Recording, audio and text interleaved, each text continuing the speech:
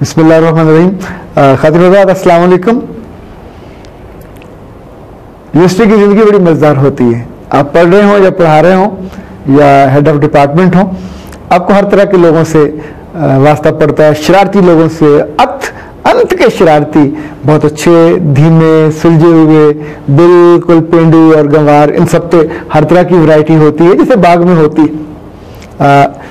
جن دنوں میں سپیریئر یونیورسٹی میں مینجمنٹ سائنسز کا ہیڈ تھا تو ایک روز ہماری ہر کلاس میں دو سی ایف تھے, کلاس ریپرزینٹیٹیو, ایک بوائے ایک گرل. تو بچی نے آ کے بتایا کہ سر آج ایک بچی نے باتھ روم میں اپنے بازو پہ یہاں سے بلیڈ سے کٹ لگایا اور اس کا خون اتنا بہا کہ ایک لڑکی خون دیکھ کے بے ہوش ہو گئی. لڑکیاں تھوڑی ہوتی ہیں, اب یہ کہیں بہادر اتنی نہیں ہوتی, خون تو مرد دیکھ کے بھی بے ہوش ہونے والی کیفیت ہوتی ہے, اس بیچاری سے نہیں برداشت ہوا. اب میں نے تھوڑی تحقیق کی, جستجو کی, تو پتہ چلا کہ شی از ان لو وتھ سمبڈی.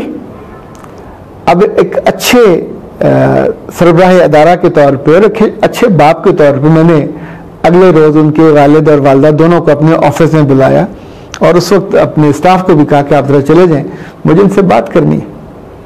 تو میں نے ان کی والدہ سے کہا کہ جب بیٹیاں بڑی ہو جائیں تو ان کی خبر رکھتے ہیں, اور ہم نے تو یہ سنا ہے کہ بیٹیاں اپنی ماں کی پوروں میں ہوتی ہیں, تو ماں کو اگر خبر نہ ہو تو پھر مشکل ہوتی ہے. تو جب بچیاں بڑی ہو جائیں تو ان سے دوستی ماں کی جانی چاہیے, اس سے پتہ بھی خبر رکھنی چاہیے. تو موضوع ہوگا کہ آپ یا تو اپنی بچی کی شادی کر دیجئے یا اس سے پوچھیے, وہ نہیں پڑھنا چاہتی تو اس کو پھر گھر بٹھا لیں, لیکن یوں اس کو تماشا نہ بنوائیے. اس نے کہا کہ نہیں, یہ آپ کو کسی نے غلط بتایا, ایسا ہو نہیں سکتا, میری بچی ایسی کر نہیں سکتی. تو اس بچی کو بلایا, بچی آ کے بیٹھی, ماں نے اس سے پوچھا تم نے اپنا بازو کاٹا تھا؟ اس نے کہا نہیں. اس نے اپنی شرٹ کو ایسے کرے کیا اور بازو بالکل صاف تھا. اب ظاہر کٹ تو جہاں لگا تھا, ابا جی بھی دیکھ رہے تھے, اور اس موقع پہ میں پھر خاموش رہا. میرا خیال مجھے خاموش ہی رہنا چاہیے تھا. جاتے ہوئے میں نے ان سے کہا کہ بنیادی طور پر یہ یاد رکھیے گا, بچی یا بچہ ہو یہ ماں باپ کا اثاثہ ہوتا ہے.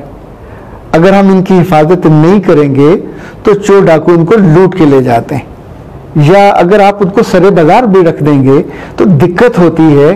اس لیے ان کی حفاظت آپ ہی نے کرنی. وہ چلے گئے, بات ختم ہو گئی.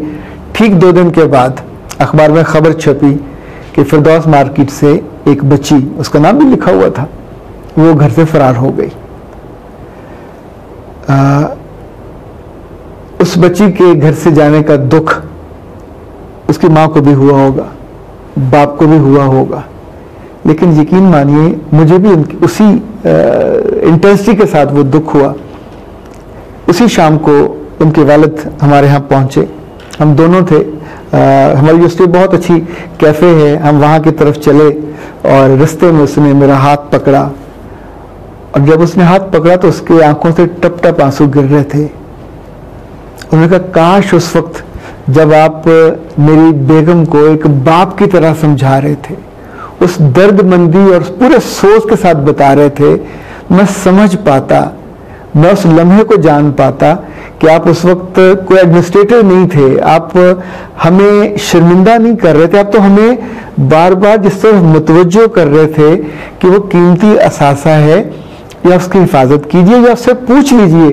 کوئی تیسرا رستہ تو آپ ہمیں بتا ہی نہیں رہے تھے. اللہ جانے اس بچی کا بعد میں کیا بنا.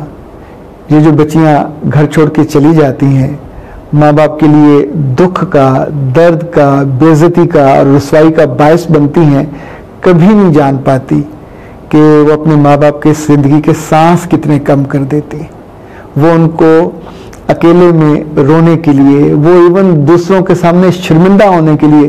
میں نے تو ایسے گھر بھی دیکھے جہاں کی بچیوں کے رشتے ٹوٹ جاتے ہیں کہ تمہاری ایک بیٹی بھاگ گئی, دوسری بھی ویسی ہوگی. لوگوں کو ڈائیورس ہو جاتی ہے اس چھوٹی سی, کیا یہ چھوٹی سی کوتاہی ہے, یہ بہت بڑی کوتاہی ہے.